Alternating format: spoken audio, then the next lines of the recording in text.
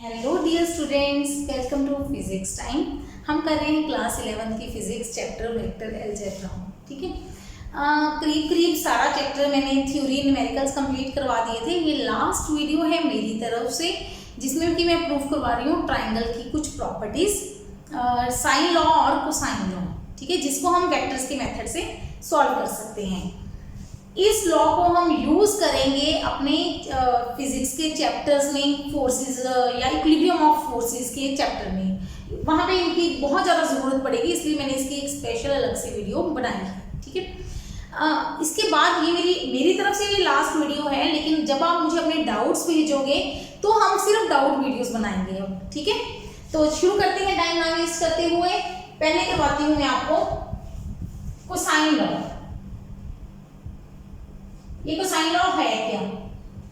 ये cosine law क्या है? कॉस है, कॉस थीटा का लॉ है।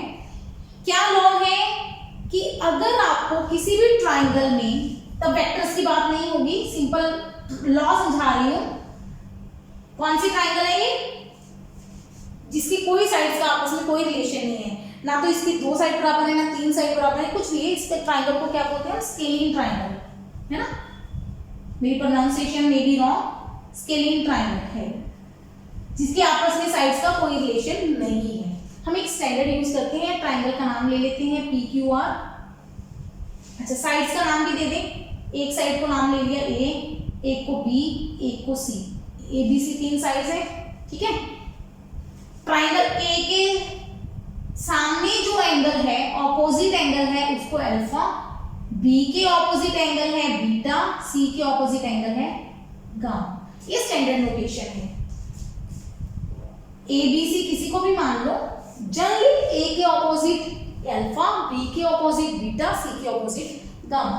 कई बार इसको ABC भी बोलते हैं, ABC ट्राइंगल है ऐसे भी।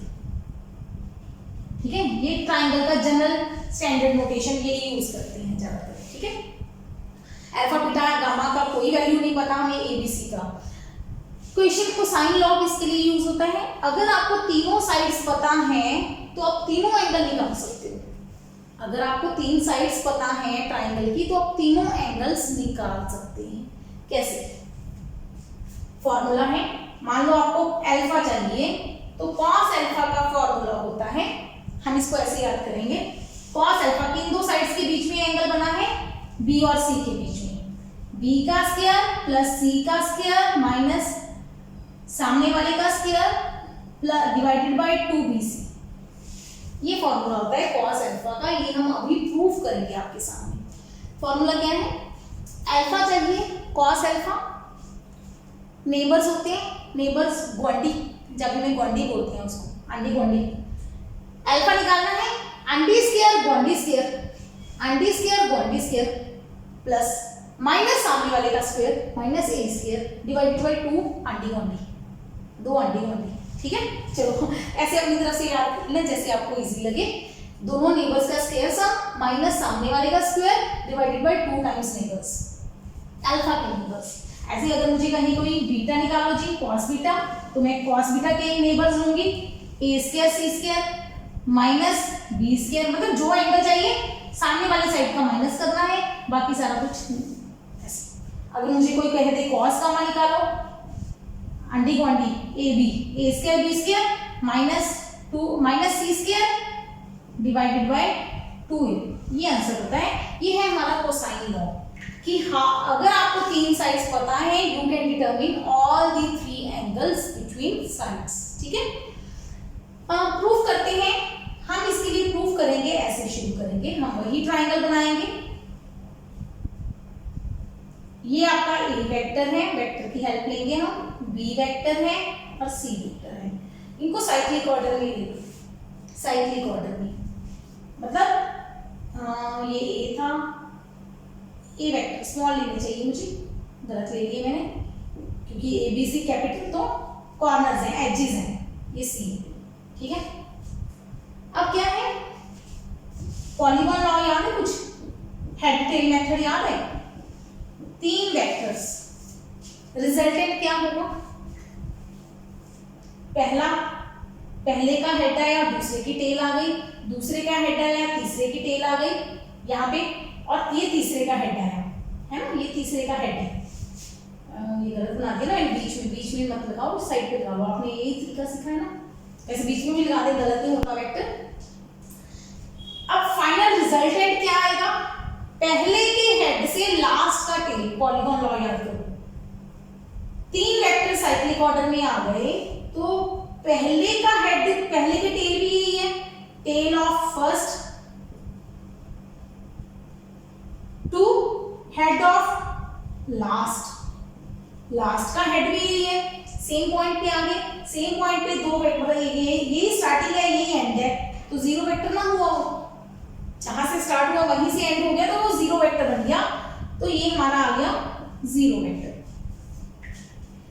ठीक है जी, तो a plus B is equal to minus C, तो a plus B is equal to minus C हो गया।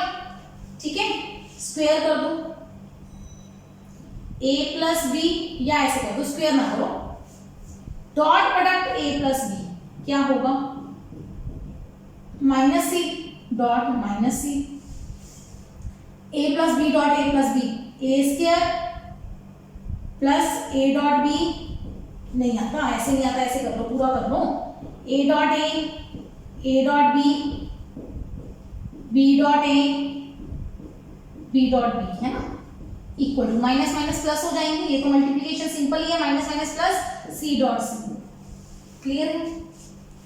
a डॉट a स्क्वायर, देखो डॉट प्रोडक्ट निकालनी, दोबारा नहीं सिखाना चाहिए वैसे मुझे, a cos 0, cos 0 1 होता है, a का स्क्वायर बन गया, a भी a है, a भी a है, a स्क्वायर बन गया।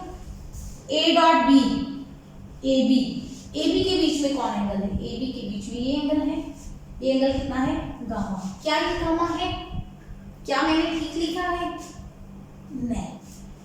Angle between 2 vectors is found जब उनकी टेल जुड़े, यहाँ पे टेल जुड़ रही है दोनों वेक्टर्स की, a और b की, क्या यहाँ पे टेल जुड़ रही है, नहीं जुड़ रही, नहीं जुड़ रही, तो आप क्या करोगे, a को एक्सटेंड करोगे, a वेक्टर को आगे ले जाओगे, क्या बोलते हैं इसको, parallel shifting of 2 vectors, a को आगे ले गए, अब a पीछे वाला ये भूल जाओ, वैसे तो a पीछे है, इसको भूल जाओ, अब a और b की टेल जुड़ गई ना टेल, तो ये एंगल लेना है आपको, ये एंगल गामा है, तो इधर वाला एंगल क्या होगा, 180 माइनस गामा, एंगल क्या होगा, 180 minus gamma, cos 180 minus gamma, plus ba cos 180 minus gamma, ये तो सेम ही आता है, plus b square is equal to c square, क्या बना, a square cos 180 minus gamma, cos 180 minus theta, second quadrant बनता है आफ्टर स्कूल टू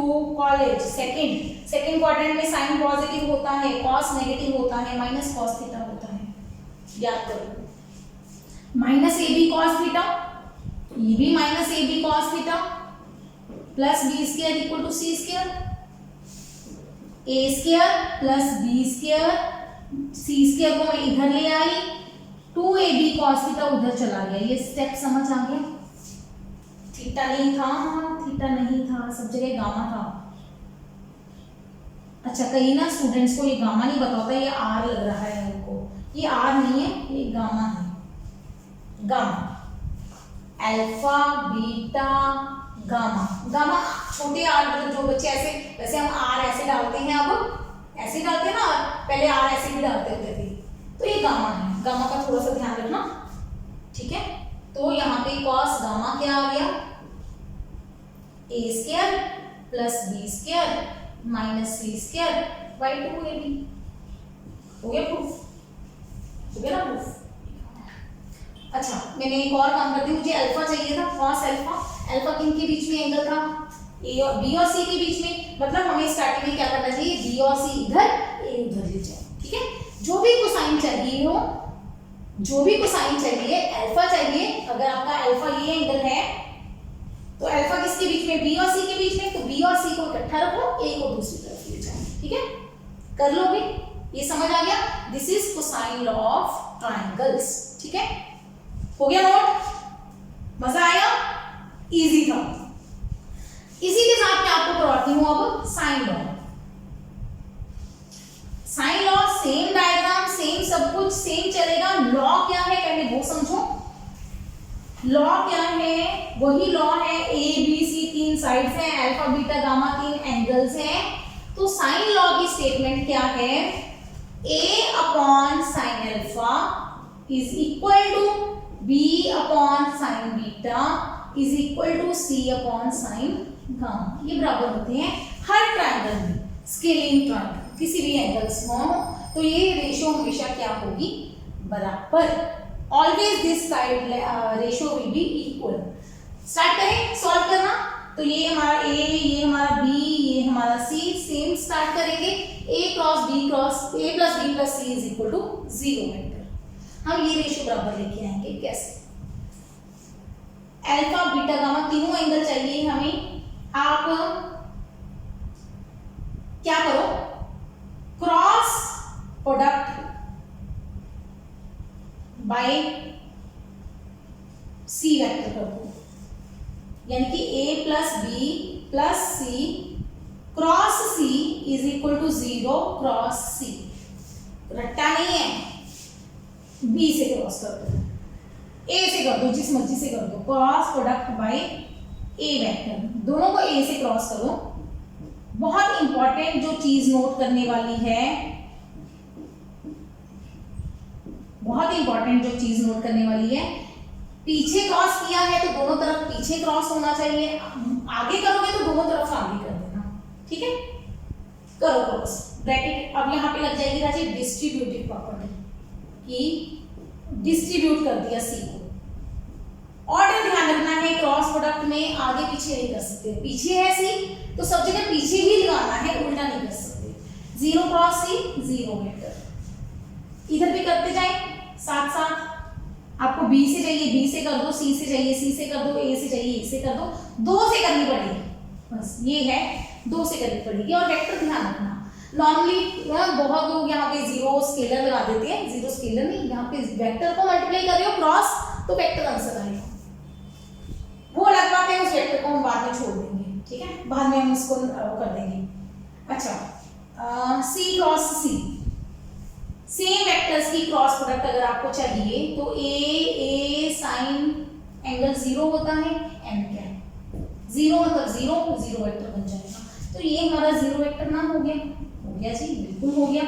अच्छा a cross c is equal to plus b cross c is equal to 0 है ना, इसको मैं गायब कर दूं, 0 वेक्टर आ गया, ठीक है।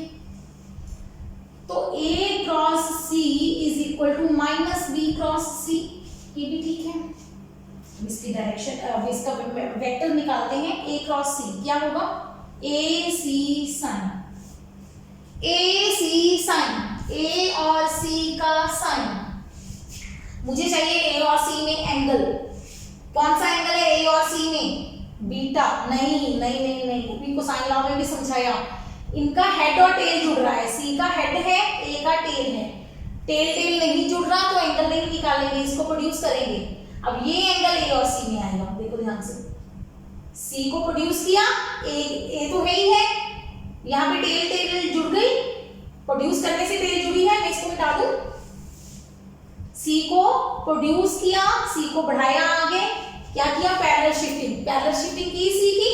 अब c और a में क्या एंगल है, अब c और a में कौन सा एंगल है, ये वाला एंगल कितना होगा आपका 180 माइनस बीटा, 180 माइनस बीटा। यहां तक क्लियर है। अच्छा क्या बचा, वेक्टर है तो डायरेक्शन आएगी, डायरेक्शन है तो n कैप आएगा, n कैप की डायरेक्शन क्या होगी, a क्रॉस c, a की तरफ हाथ किया, c की तरफ घुमाया, राइट हैंड रूल नहीं याद है, राइट हैंड रूल, स्क्रू रखो, पेच रखो, यहाँ पे स्क्रू रखा, a से c की तरफ घुमाया, a से c की तरफ घुमाया, क्या जाएगा, ये अंदर जाएगा कि बाहर जाएगा, ऐसे घुमा रही हूँ, देखो ऐसे घुमाओ, घुमा के देखो, अंदर जाएगा, ये अंदर जाएगा, a की तरफ रखा फिंगर्स, c की तरफ घुमाया, अंदर जाएगा। अंदर की डायरेक्शन में मानती हूँ, let z axis is perpendicular to triangle, मैंने मान लिया z एक्सिस है मेरी ट्राइंगल के परपेंडिकुलर है, z एक्सिस बाहर क्या होती है, k कैप, अंदर क्या होगा माइनस k कैप। ये स्टेप समझने वाला है, बाकी हो गया क्वेश्चन हो गया, क्वेश्चन में कोई प्रॉब्लम नहीं, let Z axis is perpendicular to triangle. समझ आया? क्या कर दिया, समझ आया? ए क्रॉस सी निकाला है मैंने। कैसे? ए और सी का एंगल लिया। एंगल कब लेते हैं? जब टेल से टेल जुड़े वेक्टर की। टेल, ठीक है, टेल कैसे जुड़ेगी? एक वेक्टर को आपको पैरेलल शिफ्ट करना पड़ेगा, प्रोड्यूस करना पड़ेगा, आगे बढ़ाना पड़ेगा। बढ़ाया, एंगल बन गया 180 माइनस बीटा। फिर इसकी डायरेक्शन देखी, ए से सी की तरफ घुमाई उंगलियां, मुट्ठी बंद होनी चाहिए। थंब किस तरफ जा रहा है? अंदर की तरफ। बाहर कौन होता है? जेड। अंदर कौन है? Minus Z. तो अंदर मैंने माइनस के कैप लिखा दिया। माइनस बी क्रॉस सी करेंगे तो बी सी साइन। अब बी और सी में एंगल देखना पड़ेगा। ये एंगल है बी और सी का, लेकिन बी और सी की हेड टेल जुड़ रहा है, बी को प्रोड्यूस कर देंगे बी वेक्टर। अब ये एंगल क्या होगा फिर? 180 माइनस अल्फा। डायरेक्शन देखो, डायरेक्शन बी क्रॉस सी चाहिए, बी से सी की तरफ, बी से सी की तरफ। थंब किस तरफ आ रहा है? बाहर। बाहर कौन है? जेड एक्सिस, मतलब के कैप आएगा। यही स्टेप बच्चों को नहीं समझ आता, इसी स्टेप में बच्चे मार्क खाते हैं, बाकी तो कोई क्वेश्चन है ही नहीं इसमें। क्लियर हो गया? स्क्रू रूल अच्छा लगता है वो रख लो, बी से सी की तरफ घुमाओ। ये नहीं करना, ये बी अब वो वेक्टर है, उससे देखना है बी से सी की तरफ, बी से सी की तरफ। बाहर आ रहा है तो के कैप आ जाएगा। बाहर प्लस के है, अंदर माइनस के है, हमने मान लिया। ए सी। अच्छा, साइन 180 माइनस थीटा कहाँ लिखूं? यहाँ लिखूं साइन 180 माइनस थीटा। बेटा ये सेकंड क्वाड्रेंट है, सेकंड में साइन पॉजिटिव होता है तो ये साइन थीटा ही बन जाता है। कॉस के केस में नेगेटिव आता है, साइन के केस में प्लस आता है, तो मतलब इसको मैं साइन बीटा लिख सकती हूँ, कोई प्रॉब्लम तो नहीं। माइनस मैंने बाहर निकाल दिया, के कैप भी दे दिया। अच्छा, इधर बी सी, ये भी साइन अल्फा बन जाएगा, के कैप। अच्छा, के कैप दोनों का कट जाएगा, माइनस भी दोनों का कट गया, तो ए सी साइन बीटा। अच्छा, सी भी कट गया, वेरी गुड। बचा क्या?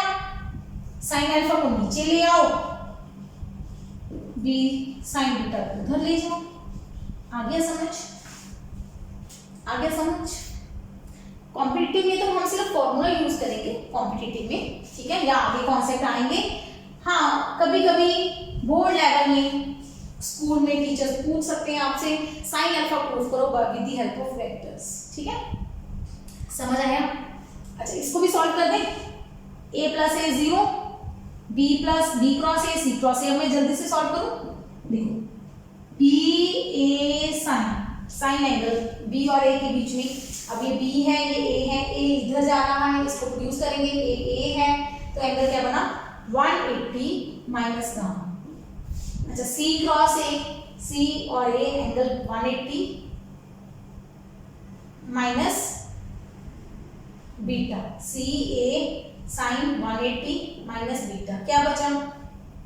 डायरेक्शन बची, डायरेक्शन बनाने भूल गए, लगा दो, अब लगा दो, कोई बात नहीं। बी क्रॉस ए, बी से ए की तरफ स्क्रू रखा, बी से ए की तरफ घुमाया, बी से ए की तरफ, बी की तरफ, फिर ए की तरफ, अंदर जा रहा है। अंदर कौन है? अंदर कौन है? अंदर कौन है? पीछे। दोबारा लिखते हैं, दोबारा करते हैं, जल्दी करते हैं ना तो गलती हो जाती है। ये तो 0 हो गया, मेरे पास आ गया B cross A is equal to minus C cross A. बच्चे ये नहीं करना कि ए से ए कट गया, नहीं कटेगा, कभी नहीं कटेगा। क्रॉस प्रोडक्ट या डॉट प्रोडक्ट में ऐसे नहीं कटता, ऐसे नहीं कटता, ठीक है? ऐसे मत कर देना कि ए से ए गया, बी इक्वल टू माइनस सी आ गया, गलत हो जाएगा। क्या बी और माइनस सी बराबर है? बी और सी ऑपोजिट है? नहीं है, ठीक है? ऐसे नहीं काटना, ए से करो। B A sine angle between B and A 180 minus gamma, और बी और ए के बीच में एंगल हो गया। अब डायरेक्शन बी से ए घुमाएंगे, बी से ए घुमाएंगे, या पे स्क्रू रखेंगे, बी से ए घुमाएंगे। अंदर जाएगा कि बाहर आएगा? इस तरफ घुमा के देखो, अंदर जाएगा, तो माइनस के क्या आ जाएगा? Minus C A angle 180 minus beta, 180 minus beta. C से ए जाएंगे, सी से ए जाएंगे, बाहर आएंगे तो प्लस के कैप आ जाएगा। B A sine alpha, sine B और ए के बीच में एंगल कौन था? ठीक है, sine gamma negative K cap is equal to minus C A sine beta K cap. K cap cut गया, माइनस कट गया, ए कट गया, बचा क्या B upon sine beta is equal to C upon sine gamma. Equation number 1, equation number 2, ये इसके बराबर है, ये इसके बराबर है, तो तीनों आपस में बराबर हो गए। फ्रॉम 1 and 2 ये आ गया, from 1 and 2 a upon sine alpha, b upon sine beta, c upon sine gamma आपस में क्या होते हैं बराबर। आई होप ये बहुत इंटरेस्टिंग था, बहुत इजी था, आपको समझ भी आ गया होगा। ठीक, एक और क्वेश्चन करवा दूं, मैंने 2 के लिए बनाई थी वीडियो, लेकिन तीसरा भी मुझे एक प्रॉपर्टी याद आ गई। अगर आपको 2 वेक्टर दिए हो a और b और आपको कहें ट्राइंगल का एरिया निकालो, वैसे हमें याद है ट्राइंगल का एरिया, ये जो चीज है ना जो हमने अभी की ए बी सी साइन वाली, तो मार्कर खत्म। ए और बी वाली हम एक करते हैं ए बी सी। अगर आपको तीनों साइड्स पता हो तो ट्राइंगल का एरिया कुछ याद है? ट्राइंगल का area under root S minus A S minus B S minus C, where S is equal to A plus B plus C by 2, है ना। कुछ हीरोज फॉर्मूला बोलते थे इसको ट्राइंगल का एरिया कैलकुलेट करने का। अब क्वेश्चन है, if we are given 2 vectors, कोई भी 2 वेक्टर्स ऑफ अ ट्राइंगल, कौन कौन से 2 वेक्टर ले लें, A vector and B vector दिए हैं, गिवन है, then area of triangle is equal to half A cross B magnitude. ऐसे होता है एरिया, एरिया क्या होता है half A cross B. Proof करें कैसे? आपके पास 2 वेक्टर्स हैं, ये ए वेक्टर है, ये बी वेक्टर है,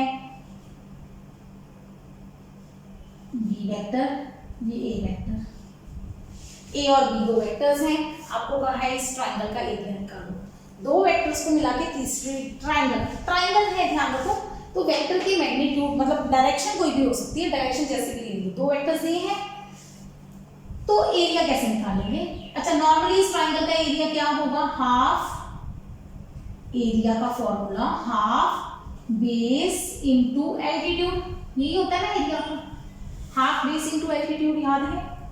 ये हमारा बेस है, एल्टीट्यूड ये हुआ, साइड्स को नाम दे लेते हैं पी क्यू आर, तो मतलब बनेगा half Q R multiply altitude, altitude P M ले लेती हूँ मैं, पी। यहाँ तक समझ आ रही है? प्रूफ देते हैं इसका। Proof, area is equal to half Q R into, अब क्रॉस छोड़ दूँ ना मैं, पी। अब ये साइड कौन है, बी, ये एंगल कौन है, थीटा, तो ठीक है ना। 2 वेक्टर्स के बीच में थीटा एंगल, ये एंगल कितना है 90 डिग्री। तो P M upon P Q magnitude की बात है, डायरेक्शन की बात नहीं है। वेक्टर से तो डिवाइड नहीं कर सकती ना मैं, पी क्यू वेक्टर से डिवाइड नहीं करूंगी, पी क्यू से डिवाइड कर रही हूँ। क्या बनेगा, P M upon P Q, क्या ये साइन थीटा नहीं है, परपेंडिकुलर अपॉन हाइपोटेन्यूज, ठीक है। तो पी एम की वैल्यू क्या आई, P Q into sine theta. P Q कौन है, बी, मैग्नीट्यूड में बी साइन थीटा, तो क्या ये बी साइन थीटा नहीं है, बिल्कुल है।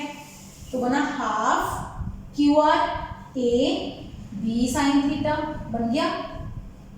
हाँ, अब वो समझ आ रहा है। अब ये क्या बना, ए बी साइन थीटा। क्या ये ए क्रॉस बी का मैग्नीट्यूड नहीं है, क्या ये ए क्रॉस बी का मैग्नीट्यूड नहीं है, बिल्कुल है। देखो ए क्रॉस बी याद है ना, ए क्रॉस बी क्या था, A B sine theta into N क्या, बिल्कुल है ना। अगर इसका मैग्नीट्यूड लेंगे तो यही बनेगा ना, यूनिट वेक्टर तो होता ही नहीं, मैग्नीट्यूड में वेक्टर तो होता ही नहीं। तो किसी ट्राइंगल का एरिया निकालने का मेथड क्या आ गया, उसके 2 वेक्टर्स को क्रॉस प्रोडक्ट ले लो, उनका मैग्नीट्यूड ले लो। मैग्नीट्यूड में वेक्टर्स की डायरेक्शन मैटर नहीं करेगी, जब मैग्नीट्यूड लेंगे तो a क्रॉस b का ले लो, b क्रॉस a का मैग्नीट्यूड ले लो, a क्रॉस माइनस b का मैग्नीट्यूड ले लो, कोई फर्क नहीं पड़ेगा, ठीक है। मैग्नीट्यूड लो और हाफ करो तो एरिया ऑफ ट्रायंगल आ जाता है, ठीक है। इसी का है एरिया ऑफ, अगर एरिया ऑफ पैरेललोग्राम कह दे, एरिया ऑफ पैरेललोग्राम मतलब a और b की पैरेललोग्राम बना लो, तो एरिया हो जाएगा a क्रॉस b का मैग्नीट्यूड, बिल्कुल ठीक है। पैरेललोग्राम में दो ट्रायंगल्स आएंगे, दो ट्रायंगल्स तो एरिया डबल हो जाएगा, डबल हो जाएगा तो हाफ फैक्टर कट जाएगा। Area of parallelogram of two vectors, दो वेक्टर्स को मिला के एक पैरेललोग्राम बनेगी, तो उसका एरिया क्या होगा, a क्रॉस b का मैग्नीट्यूड। ये कभी कभी क्वेश्चन आ जाता है कि दो वेक्टर्स मिला के ये पैरेललोग्राम बन गया या ये ट्रायंगल बन गया, तो उसका एरिया कैलकुलेट करो, ठीक है। तो पैरेललोग्राम है तो half a cross b, triangle है तो half a cross b। Triangle का फॉर्मूला याद है ना, हाफ बेस इनटू एल्टीट्यूड, वहीं से बनना है, ठीक है। इस तरह के न्यूमेरिकल्स भी पेपर में पूछे जा सकते हैं, ठीक है। तो आज के लिए इतना ही, हमारा वेक्टर्स करीबन कंप्लीट हो गया है। डाउट वीडियोस के लिए अपने क्वेश्चन भेजते रहें। Keep watching, keep learning, take care.